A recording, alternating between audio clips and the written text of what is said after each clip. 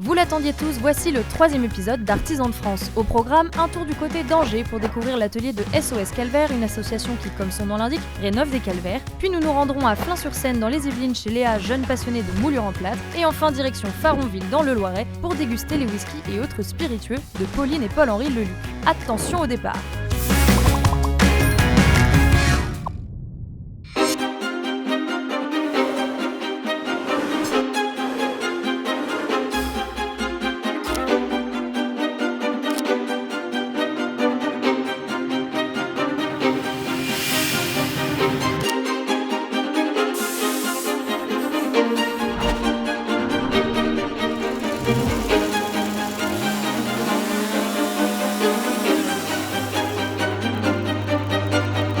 Je m'appelle Cyr Guérin, je suis charpentier. Je travaille à SOS Calvaire depuis maintenant 2 ans. Je m'occupe de l'atelier, donc la production des croix en bois, des ouvrages de menuiserie qui nous sont demandés. Je suis Alexandre Caillé, j'ai 27 ans et je suis le directeur général de SOS Calvaire. Ça fait combien de temps que tu as repris l'association ?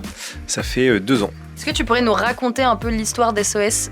Quand est-ce que ça a été créé ? Par qui ? Julien Lepage, qui est notre actuel président, il s'est dit il faut qu'il y ait ces poses de croix partout en France, parce que c'est formidable de voir des jeunes, des vieux, qui participent à la restauration du patrimoine dans une œuvre commune pour quelque chose de plus haut qu'eux. Et maintenant, en 2 ans, on a 93 antennes de bénévoles, 4000 membres actifs, une application de référencement de calvaire.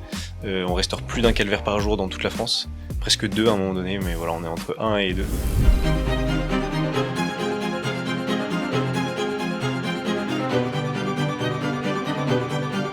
Est-ce que tu peux nous faire un petit tour des outils phares du charpentier ? Donc là, tu étais avec ta scie à l'instant. Tous les jours, tu as une scie dans la main. Ouais. Et les humains ont évolué pendant des années pour que finalement la scie, qui existe depuis des lustres, soit l'outil qui continue de fonctionner à balle. Et après, il y a quoi d'autre, par exemple ? Le ciseau à bois. Ouais, ça pareil. Du coup, Efficace. Ouais. Et alors après, tu as la grosse masse, ça aussi, c'est drôle. Ouais. C'est que c'est tout con, en fait. Et après, tu as quoi d'autre ? On a l'équerre comme ça et ça. D'accord. Il y a une mairie qui m'appelle en me disant j'ai un calvaire en granit de 12 mètres de haut qui est tombé. Le Christ en fait est tombé et s'est fiché dans la terre. Et il s'est pas cassé, parce que t'es à des traits meubles. Et il m'a dit j'en ai pour 40 000 euros de travail. Il nous a appelé, il m'a dit vous imaginez bien que pour 40 000 euros, ma petite commune elle va pas avoir son calvaire remis sur pied. Et nous en fait on a mobilisé nos charpentiers, nos tailleurs de pierre bénévoles, parce que ça va lui coûter 4 000 euros quoi. Et alors du coup, toi, t'as quoi comme formation et pourquoi est-ce que t'as voulu devenir charpentier ? D'où t'es venue cette idée ? Déjà, je suis pas très scolaire, donc les études c'était pas mon truc. Et de construire quelque chose de mes mains, c'est un truc qui m'a toujours plu. Pourquoi SOS Calvaire ?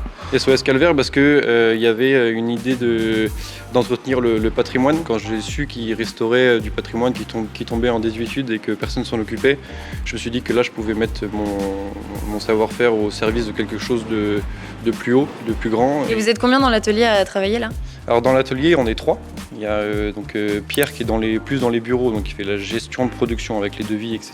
Il y a Sacha qui est apprenti, qui va rentrer en CAP de menuiserie chez les compagnons l'année prochaine. Et donc moi qui suis charpentier pour l'atelier.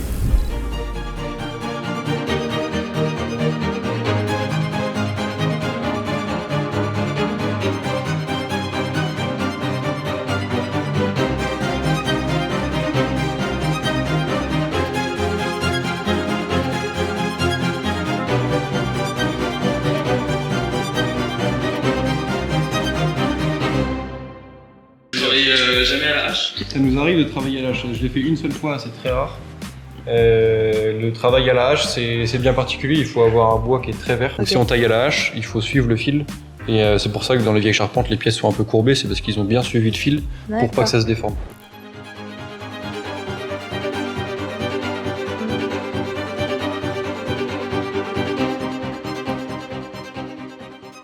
Tout le monde s'intéresse au calvaire, tout le monde s'intéresse au petit patrimoine. Tout le monde a un lien très particulier, soit de par le devoir de mémoire, parce que c'est un grand-père, un aïeul qui l'a posé, ou un village qui a été épargné de la peste, etc. Enfin, il y a plein de belles histoires qui sont rattachées au patrimoine, et donc tout le monde aime à en prendre soin. Et nous, notre métier, avec nos charpentiers, avec nos bénévoles, c'est de restaurer ces liens de filiation qu'il y a entre les vieilles pierres et les hommes, que les gens puissent à un moment donné lever les yeux dans leurs horizons mornes et de contempler la croix qui est là depuis le début en fait.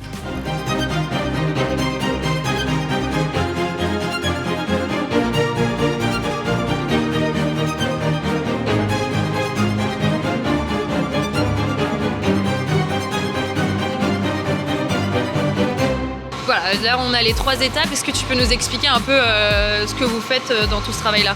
Il arrive dans cet état-là, c'est-à-dire la peinture qui se délite complètement, qui s'écaille. Si tu grattes. Voilà, c'est ça. Il y a des grosses couches de peinture qui font qu'on perd beaucoup le détail. Et puis ça rouille en dessous, donc voilà, c'est en très mauvais état et souvent c'est cassé. Ouais. Donc nous, ce qu'on fait, c'est comme pour les Christ, on fait un sablage et on retrouve tous les détails en la matière brute, donc la sculpture brute en parfait état, comme ça. Et donc là, c'est prêt à partir en cabine peinture. Et voilà. Et après la cabine peinture, ça ressort vraiment en état neuf où on retrouve tous les détails. Et c'est souvent du blanc ou il y a d'autres couleurs parfois? Blanc cassé, c'est une couleur qu'on nous demande beaucoup et pour les Christ et pour les croix en fonte. Après, on a souvent du noir mat, du noir. Ah oui. Blanc cassé, c'est vraiment des couleurs qu'on fait le plus, quoi. Ok. Donc le gros Jesus Christ. Donc là, ah oui, on voit justement que ça a été réparé. C'est un peu terrifiant cette espèce de nœud qui rentre dans la gorge. On s'adapte. Du coup, avec le soudeur, on a repositionné le bras et voilà, on a complété avec de la résine, du saint-au-fer. Donc là, l'anti-rouille a déjà été passé. Par-dessus l'anti-rouille, on va mettre la couleur demandée. Donc là, en l'occurrence, c'est du blanc cassé. Et donc voilà, donc Sacha est en train de préparer le pistolet de peinture. Il va pouvoir envoyer la première couche de peinture. Ok. C'est assez marrant de voir le Christ couché comme ça, c'est pas commun. En général, on les met debout, mais là il est beaucoup plus grand, donc on est obligé de le mettre de travers. On dirait un rôti. Voilà, c'est ça. On a même des prêtres qui nous contactent en nous disant merci beaucoup SOS Calvaire parce que pour les pénitences je donne plus des Je vous salue Marie à réciter bêtement, mais je dis aux gens d'aller poser une croix parce que c'est quelque chose de très physique, quoi. Est-ce que la plupart des calvaires sont des calvaires qui ont été laissés à l'abandon par inattention, ou est-ce qu'il y a beaucoup de dégradation? Parce que parfois voilà, on voit des églises profanées. Est-ce que c'est le cas aussi pour les calvaires? Moi je me suis rendu compte que la dégradation par rapport au nombre de calvaires qu'il y avait, c'était vraiment minime. Les Français de partout sont très très très attachés à leur patrimoine. Alors certes, ils ont un peu oublié qu'il fallait l'entretenir. À chaque fois qu'on arrive, tout le monde est de bonne volonté, quelle que soit la confession, etc. Tout le monde est de bonne volonté pour le restaurer parce que c'est leur patrimoine. Voilà, souvent on entend cette phrase, bah ouais, c'est mon grand-père qui l'a posé. Et si tu devais en choisir un, ce serait quoi ton meilleur souvenir dans cette association? Mon meilleur souvenir, il y en a tous les jours, c'est la pose de croix au-dessus du plateau des Glières. On a remplacé une croix et on est monté dans 40 cm de neige. La veille, un des charpentiers de l'antenne, qui est aussi un alpiniste aguerri, a décidé de pas venir parce que c'était trop dangereux. Et au bout de 4 heures d'ascension, dans un blizzard fou, après s'être perdu, après avoir retrouvé notre chemin, après avoir trimé, être tombé plus que Jésus lors de son chemin de croix, on a pu poser la croix. Et au moment où la croix a été bénie, et bien là, un soleil resplendissant a percé le blizzard. Et c'est peut-être juste de la météo, mais ça réchauffe le cœur. Ouais. Bravo SOS Calvaire pour cette belle initiative et surtout pour votre accueil. C'était canon. Allez, on remonte dans les Yvelines maintenant et on continue dans les métiers de création avec Léa, staffeuse ornemaniste. Ou pour faire simple, Léa va nous apprendre à faire de superbes moulures en plâtre.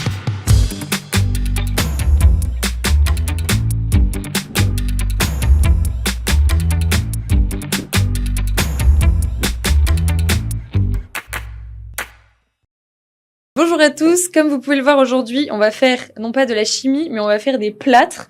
On est à Flins-sur-Seine, en banlieue parisienne, avec Léa, que vous allez rencontrer, qui va nous expliquer comment elle fait des plâtres, des moulures de statues, d'ornements, un vieux métier en fait qui est en train de se perdre et que elle a décidé de raviver. Donc on a enfilé la tenue blanche pour l'occasion et on va découvrir tout ce métier tout de suite. Je suis Léa Bouquet, j'ai 24 ans, ça fait 3 ans que je suis dans le staff. Et avant ça, j'étais en théorie, en fait, en histoire de l'art et archéologie à la Sorbonne, où j'ai eu ma licence. Et en fait, c'est à partir de là que j'ai eu l'envie du plâtre. J'ai fait, en fait, un stage de là, où je suis allée dans une entreprise de restauration de monuments historiques. Et en fait, je suis tombée amoureuse du matériau. Et donc, en fait, depuis 3 ans, je suis là-dedans à fond, quoi. Je fais que ça. Ça commence à vachement se démocratiser dans tout ce qui est la déco, etc. Donc, en fait, du coup, c'est ce que je fais principalement. De même que de travailler avec des artistes contemporains, des architectes d'intérieur, des décorateurs, etc. En fait, je travaille avec toutes ces personnes-là. Du coup, quand on a une commande, en fait, généralement, ils nous envoient des plans ou un dessin, etc.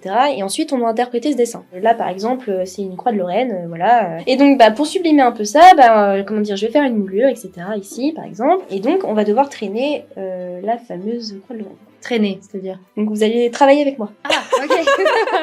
Le matériau principal, donc, c'est le plâtre. Et ensuite, de la filasse. Donc, c'est vraiment de la cisale. Donc, c'est de la fibre de cactus. Et donc tu prends un grand seau et tu mélanges le tout? C'est ça, en fait. Je prends une bassine que je graisse pour justement éviter que le plâtre colle aux parois. Okay. Et ensuite, quand le plâtre va prendre, je vais l'étaler et je vais, pour faire par exemple une moulure, je vais la traîner avec un calibre. C'est fait d'une certaine manière. On a le zinc. qui va permettre d'avoir la forme de la moulure. Donc ici, elle va être rectangulaire. Et donc ici, on va avoir les patins qui vont permettre en fait de faire glisser. Voilà, et de pouvoir traîner. Donc c'est ça en fait. Ah, c'est ça, traîner. Voilà, c'est ça traîner. Donc là, faut que je mélange. Voilà. Ouh, c'est hyper agréable. Voilà. Et ensuite, alors, un peu froid. énergiquement, Ah. il faut plus qu'il y ait de grumeaux. Alors, donc, je t'explique. Tu vas prendre un peu de plat avec la main. Tu vas le mettre au niveau du milieu, comme ça. C'est un pointillé. Ah, c'est pas facile, hein, je joli reconnais. Hein. pointillé. Waouh, c'est si moche. C'est pas grave, Personne ça on ne- s'en fiche. Tu vas voir, tu vas comprendre pourquoi. Et je vais venir faire des petits zigzags comme ça. Donc nous, on n'a pas de métal parce que le métal ça rouille. Ouais. Donc on va utiliser de la matière végétale. Donc ça, hop, le total. Tu vas le tremper dans le plâtre et ensuite tu vas le poser justement au niveau de la filasse. Enfin de la moulure, pardon. Tac. Voilà, comme ça. C'est vrai qu'il est plus beau. Un peu jalouse. Mais non, mais non. Ouais, j'ai compris le côté comme ça là. C'est bon, Ouais. je crois que je commence à voir le truc.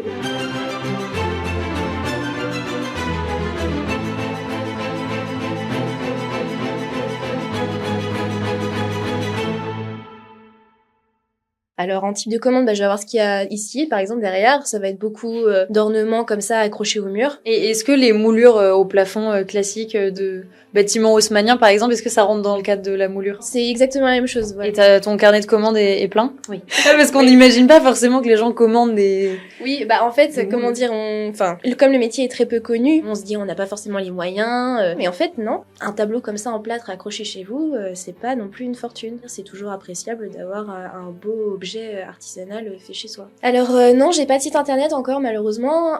Par contre, j'ai les réseaux sociaux qui marchent très très bien. Instagram, ça marche très très bien. Voilà, bah, comme je poste régulièrement des choses et que du coup beaucoup de personnes me suivent d'ailleurs de ce monde-là, hein, du staff, etc.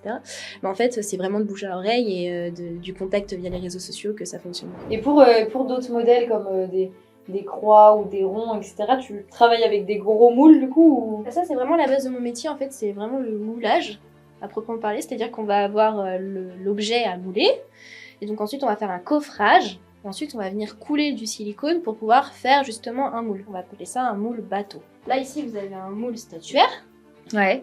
qui va être à base de plâtre et de silicone. Ok. Et sinon, vous allez avoir des moules d'ornement. Donc là, c'est vraiment un autre type de moule. Et ensuite, on va aller faire du silicone. Donc du coup, on a dit voire 400, voire 500. De la Ligo. Là, du coup, vous avez le silicone pur. Donc là, si vous mettez rien, en fait, il va rester gélatineux comme ça. Hein. Et ensuite, il faut mettre un catalyseur. Donc le catalyseur, ça va permettre au silicone de se figer. Alors, tu le fais. Et en fait, tu vas faire comme quand tu verses du thé à Ab.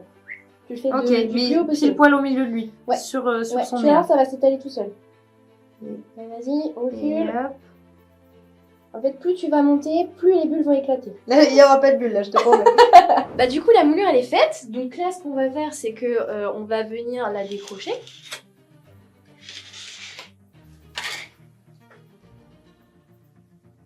Et voilà. Et après, ça, normalement, on le fait sécher. Bon, généralement, personne ne le fait. Hein. Mais normalement, Oui. dans la théorie, faut le faire sécher, faut le couper et ensuite faut le coller. Le staff, c'est pas que des moulures en fait. C'est ça qu'on a un peu de mal à se dire. Parce que le plâtre, généralement, on dit que c'est des moulures parce que c'est ce qu'on voit en premier. Enfin, à Versailles, on voit que ça, machin. Mais en fait, le plâtre, c'est pas que ça. Les plâtres, ça va être du mur, ça va être des panneaux décoratifs. Donc ça va être vraiment des murs décorés, vraiment, avec des choses comme Ouais. ça. Ça peut être tout et n'importe quoi. Ça peut Ouais. même être des meubles. Entier en On plâtre. peut faire des meubles en plâtre. C'est pas que du vieux, en fait, c'est aussi du moderne, c'est aussi de la recherche de matériaux, c'est plein de choses parce que le plâtre, c'est juste la manière de faire. Oui, après, le style, ça dépend de chacun, quoi. Voilà. Ok. Mais donc, s'il y a autant de marques qui fonctionnent avec des plâtres, c'est quand même qu'il y a quand même beaucoup de gens qui savent faire du plâtre. On est peu, donc on demande des mains parce qu'on en a besoin. En fait, on n'est pas éternel, donc on va avoir besoin de transmettre et de justement faire perdurer le métier. Mais pour l'instant, le peu qu'on ait, en fait, suffit à la demande. Mais comme elle est de plus en plus croissante, on va manquer dans les années à venir, en fait, de main-d'œuvre. Donc ça, c'est un appel à tout le monde, à tous les abonnés. Un appel aux Devenez- jeunes, surtout, un appel aux jeunes. Devenez aux personnes staffeur. qui veulent se reconvertir, en fait, il y a énormément de possibilités et on peut vraiment faire du staff, en fait, un métier vraiment qui dure, quoi. Ouais. Et ça marche. Merci Léa, tu nous en as mis plein les yeux et plein les mains. Pour finir, comme un épisode d'Artisans de France n'en est pas un si on ne goûte pas les merveilles de notre terroir, allons donc découvrir la ferme distillerie de Faronville où Pauline Leluc nous attend pour nous dévoiler les secrets d'un whisky made in France.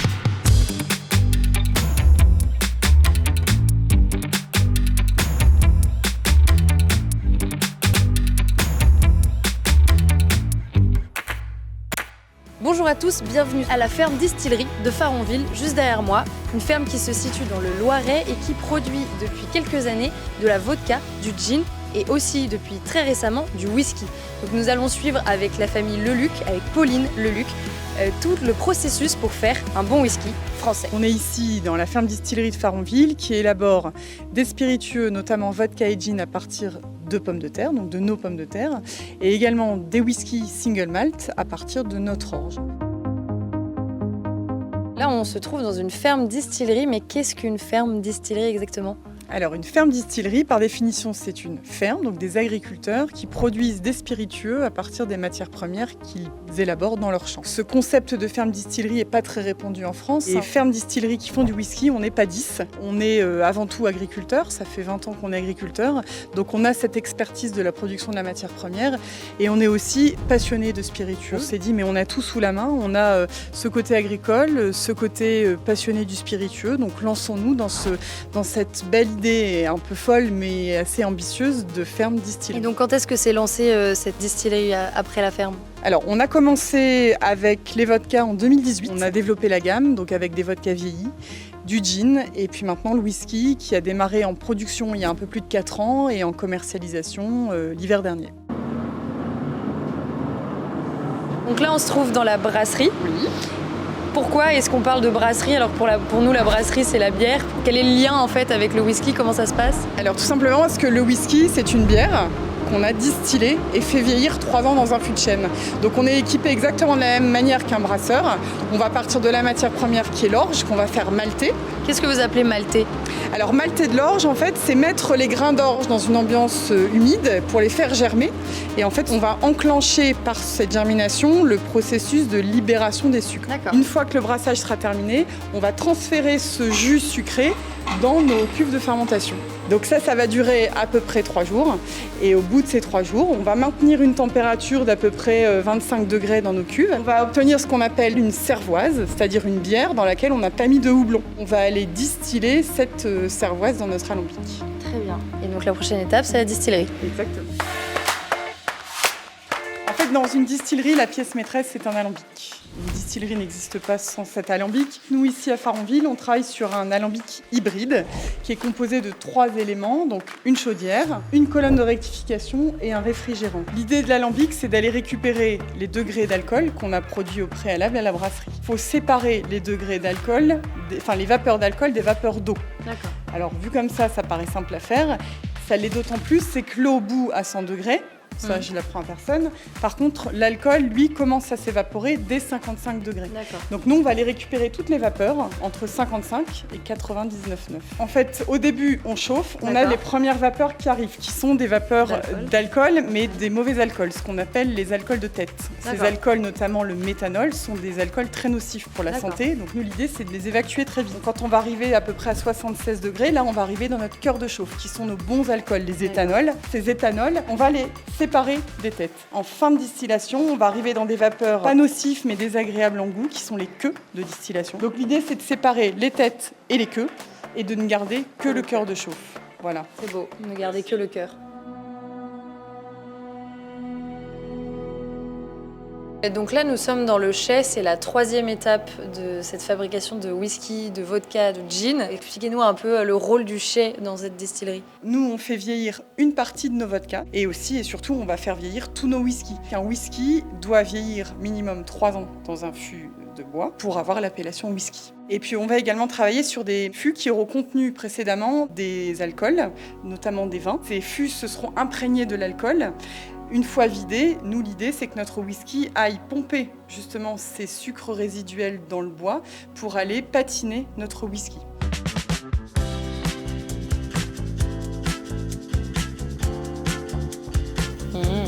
Ça donne envie. Je vais tremper mes lèvres quand même.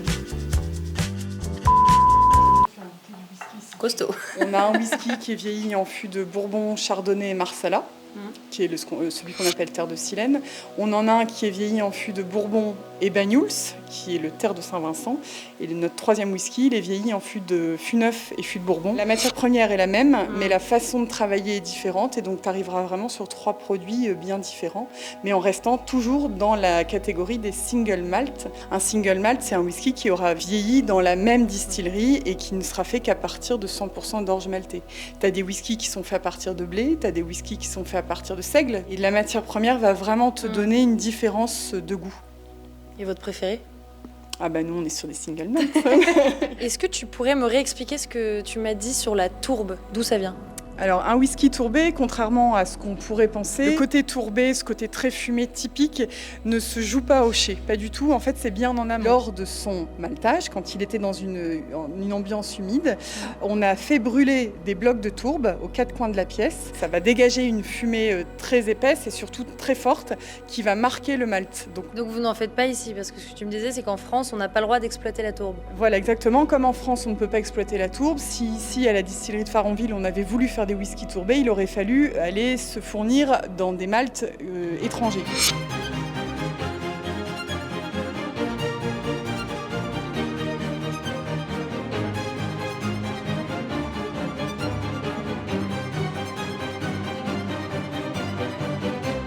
Bourbon. Ouais, ok, d'accord. Un de l'eau dans son élément naturel. Ah bah là, je suis au musée, tu vois. Je cherche des œuvres d'art. Quelle est votre quantité de production en général sur une année, par exemple ? On produit entre 180 et 200 fûts par an, en sachant qu'un fût représente à peu près 350 bouteilles. En comparaison avec le vin, est-ce qu'un whisky peut vieillir en bouteille ? Est-ce qu'on peut revendre 15 ans plus tard un whisky plus cher qu'on l'a acheté ? Alors, en fait, un whisky continue à évoluer tant qu'il est dans le fût. Ce qui fera évoluer son goût, ça sera le volume d'air qu'il y aura dans la bouteille. Il n'y a pas 36 solutions. C'est soit vous mettez votre whisky dans une bouteille plus petite, soit vous vous dépêchez de finir la bouteille. Choisis la deuxième option. Là, on est à 2 ans de vieillissement. En fût Bourbon. Donc encore trop jeune. Oui, c'est trop jeune. Ouais. Et là, tu es sur un whisky, le côté très céréalier et très brut. Je peux goûter? On fait mal à la tête là, hein. C'est une humeur. Bah là, t'es 63. T'es à 63 degrés là. Alors, ça a perdu un petit peu avec la part des ans. Ah bah t'as voulu jouer ? Faut Ah, assumer. mais l'autre, on est à ton 3ème. Oui, mais écoute, moi j'ai Oui, mais là, un sang familial plutôt résistant.